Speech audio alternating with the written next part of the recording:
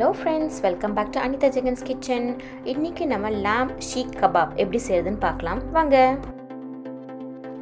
Seekh Kebab செய்யறதுக்கு நான் இங்க ஒரு பவுல்ல 1/2 கிலோ lamb mince அதாவது மட்டன் கைமா எடுத்து வச்சிருக்கேன். அதோட ஒரு ஆனியனை நல்லா ஃபைனா சாப் பண்ணி அதை சேர்த்துக்கிறேன். இப்போ வெங்காயம் சேர்த்துட்ட பிறகு ஃபைனா சாப் பண்ண coriander leaves சேர்க்கிறேன்.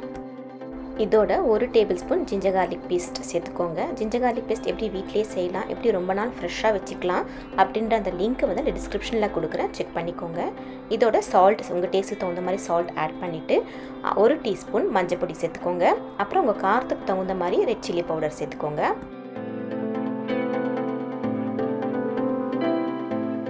இப்போ பெப்பர் பவுடர் சேர்த்துக்கோங்க. பெப்பர் பவுடர் சேர்த்துட்ட பிறகு வறுத்து அரைச்ச ஜீரகப்பொடி அதையும் சேர்த்துக்கோங்க. இது வந்து ஆப்ஷனல் தாங்க, உங்ககிட்ட என்ன ஹர்ப்ஸ் இருக்கோ அதை நீங்கள் சேர்த்துக்கலாம். நான் இங்கே வந்து ஒரிகானோ சேர்க்குறேன், நல்ல ஒரு ஃப்ளேவர் கொடுக்கும் அந்த கபாப் சாப்பிடும்போது. அடுத்தது சில்லி ஃப்ளேக்ஸ் சேர்த்துட்டு அதுக்கப்புறம் 1 டீஸ்பூன் கரம் மசாலா சேர்த்துக்கிறேன். எல்லாத்தையும் சேர்த்து நல்லா கையால் பிசைஞ்சு ஒரு 1/2 மணி நேரம் நீங்கள் ஊற வச்சுடுங்க. இப்போ அடுத்தது பார்த்தீங்க அப்படின்னாக்கா நீங்கள் வந்து கெபாப் செய்யறதுக்கு இந்த மாதிரி ஒரு மெட்டல் ஸ்கியூவர்ஸ் கூட நீங்கள் யூஸ் பண்ணிக்கலாம். அப்படி இல்லை அப்படின்னாக்கா ரெஸ்டாரண்ட்லாம் பார்த்தீங்கன்னாக்கா நல்ல ஒரு ரெக்டாங்கிள் ஷேப்பில் நல்லா திக்காக இருக்குங்க அந்த கெபாப் ஸ்கியூவர்ஸு. ஸோ அதை வந்து நம்ம எப்படி செய்யலான்னு நான் காமிக்கிறேன்.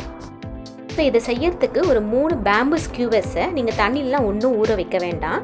இதை அப்படியே எடுத்துட்டு ஒரு செல்லோ டேப் வச்சு 3த்தையும் எல்லாம் ஜாயின் பண்ணி நல்லா டைட்டாக பேக் பண்ண போகிறேன். இப்போ இந்த மாதிரி பண்ணிட்டீங்க அப்படின்னாக்கா அந்த ஸ்கியூவர்ஸ் எல்லாம் மூவ் ஆகாது. நீங்கள் வந்து யோசிக்கலாம், ஏன் இதை டேரெக்டாக அந்த ஸ்கியூவர்ஸ்லேயே நீங்கள் கெபாப் வச்சு நீங்கள் குக் பண்ணலாமேன்ட்டு. அப்படியும் பண்ணலாம், பட் அப்படி பண்ணிங்க அப்படின்னாக்கா என்ன ஆகுனா அந்த கெபாப் எல்லாம் பார்க்கும்போது ரொம்ப தின்னாக இருக்கும். ஸோ இந்த மாதிரி ரெக்டாங்கிள் ஷேப்பில் பண்ணி நீங்கள் செஞ்சு பாருங்கள், அந்த கெபாப் பார்க்கறதுக்கு அழகாகவும் இருக்கும், அதே மாதிரி ரொம்ப டேஸ்ட்டாகவும் இருக்கும். செல்லோ டேப் வச்சு அந்த ஸ்கியூவர்ஸ் எல்லாத்தையும் நான் ஜாயின் பண்ணிவிட்டு என்ன பண்ணுறேன், இந்த எண்டு பிட்டை வந்து இந்த மாதிரி அந்த ஸ்கியூவர்ஸ் ஷேப் வர மாதிரி அந்த கார்னர்ஸ் எல்லாத்தையும் நான் கட் பண்ணிக்கிறேன்.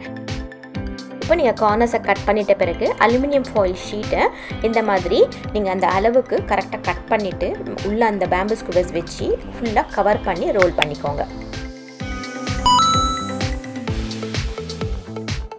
இப்போ ரோல் பண்ணி கவர் பண்ணிட்ட பிறகு அந்த ஸ்கியூவர்ஸ்க்கு ஒரு ஷேப் கொடுக்கறதுக்காக நான் இந்த மாதிரி கட் பண்ணிக்கிறேன். ஸோ கார்னர்ஸை வந்து இந்த மாதிரி கூராக வர மாதிரி வச்சு கட் பண்ணிட்டோம் அப்படின்னாக்கா நம்முடைய அந்த ரெக்டாங்கிளான ரெஸ்டாரண்ட் ஸ்டைல் ஸ்கியூவர்ஸ் ரெடி.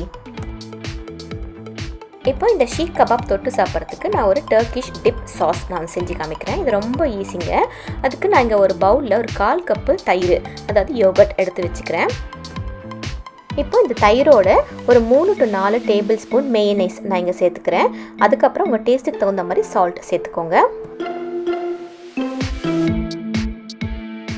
அடுத்தது ஒரு 1/2 லெமனோட ஜூஸ் நான் இங்கே சேர்த்துக்கிறேன். அடுத்தது ட்ரைட் ஹர்ப்ஸ் நான் இங்கே வந்து ஒரிகானோ நான் இங்கே சேர்க்குறேன். அதுக்கப்புறம் உங்கள் டேஸ்ட்டுக்கு தகுந்த மாதிரி பெப்பர் பவுடர் நீங்கள் சேர்த்துக்கலாம். அப்புறமா நீங்கள் வந்து கார்லிக் இருக்கு இல்லையா, பூண்டை வந்து நீங்கள் வந்து மின்ஸ் பண்ணி கூட நீங்கள் சேர்த்துக்கலாம், இல்லைனாக்கா கார்லிக் பவுடர் இருந்தால் கூட நீங்கள் சேர்த்துக்கலாம். இதோட ஒரு 3 டேபிள் ஸ்பூன் பால் சேர்த்து நீங்கள் நல்லா மிக்ஸ் பண்ணிட்டீங்க அப்படின்னாக்கா நம்முடைய டர்க்கிஷ் டிப் சாஸ், அந்த கபாப் தொட்டு சாப்பிட்றதுக்கான சாஸ் வந்து ரெடி ஆகிடும்.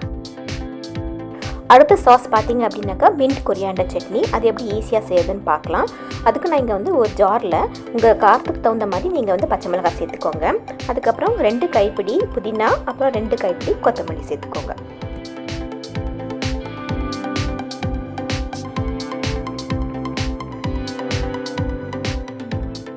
புதினாவும் கொத்தமல்லியும் சேர்த்துட்ட பிறகு உங்கள் டேஸ்ட்டுக்கு தகுந்த மாதிரி சால்ட் ஆட் பண்ணிக்கோங்க. அப்புறம் 2 டீஸ்பூன் தயிர் அதையும் சேர்த்திக்கோங்க. அப்புறம் இது வந்து ஆப்ஷனல் அம்ச்சூர் பவுடர் நான் இங்கே சேர்க்குறேன். அதுக்கப்புறமா சாட் மசாலா சேர்க்குறேன். இந்த அம்ச்சூர் பவுடரும் சாட் மசாலாவும் நல்ல ஒரு டேங்கி டேஸ்ட் கொடுக்கும், அதுக்காக தான் நான் இங்கே சேர்க்குறேன். இப்போ எல்லாத்தையும் சேர்த்து நம்ம வந்து மிக்ஸில் அரைச்சிட்டோம் அப்படின்னாக்கா நம்மளுடைய மின்ட் கொரியாண்டர் சட்னியும் ரெடி ஆகிடும். இங்கே பார்த்தீங்க அப்படின்னாக்கா கெபாப் மிக்ஸ் நல்லா மேரினேட் ஆகிருக்கு. முதல்ல நீங்கள் கை ஈரம் பண்ணிக்கோங்க.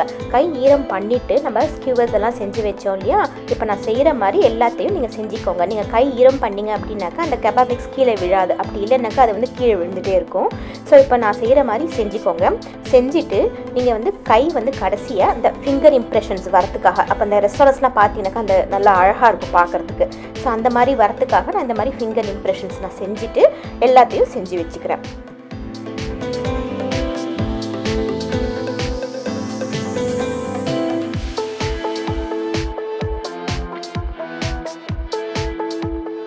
எல்லா கபாபும் செஞ்சு முடிச்சிட்ட பிறகு மேலே வந்து நான் ஆயில் ஸ்ப்ரே பண்ணிக்கிறேன். அப்படி இல்லைன்னாக்கா நீங்கள் வந்து ஆயில் மேலே வந்து தூவிக்கலாம். இப்போ ப்ரீ ஹீட்டட் அவனில் 15 to 20 மினிட்ஸ் அட் 150 டிகிரி சீல நீங்கள் வந்து பேக் இல்லைனாக்கா நீங்கள் கிரில் கூட நீங்கள் செஞ்சுக்கலாம். உங்கள்கிட்ட அவன் இல்லை அப்படின்னாக்கா நீங்கள் வந்து தவாவில் கூட கொஞ்சோண்டு எண்ணெய் விட்டு இந்த மாதிரி நீங்கள் ஃப்ரை பண்ணி கூட நீங்கள் செஞ்சுக்கலாம். அதுவும் நல்லாயிருக்கும் டேஸ்ட்டாக. அடுத்தது பார்த்தீங்க அப்படின்னாக்கா ஒரு சிம்பிள் சாலட் ரெசிபி நான் செஞ்சு காமிக்கிறேன். முதல்ல பர்பிள் கேபேஜ் நான் இங்கே ஷ்ரெட் பண்ணி எடுத்துக்கிறேன். உங்கள்கிட்ட பர்பிள் கேபேஜ் கிடைக்கல அப்படின்னாக்கா நீங்கள் வந்து நார்மல் ஒயிட் கேபேஜ் கூட யூஸ் பண்ணிக்கலாம். அதுவும் சாலடுக்கு ரொம்ப நல்லாயிருக்கும், ஹெல்த்தியும் இது.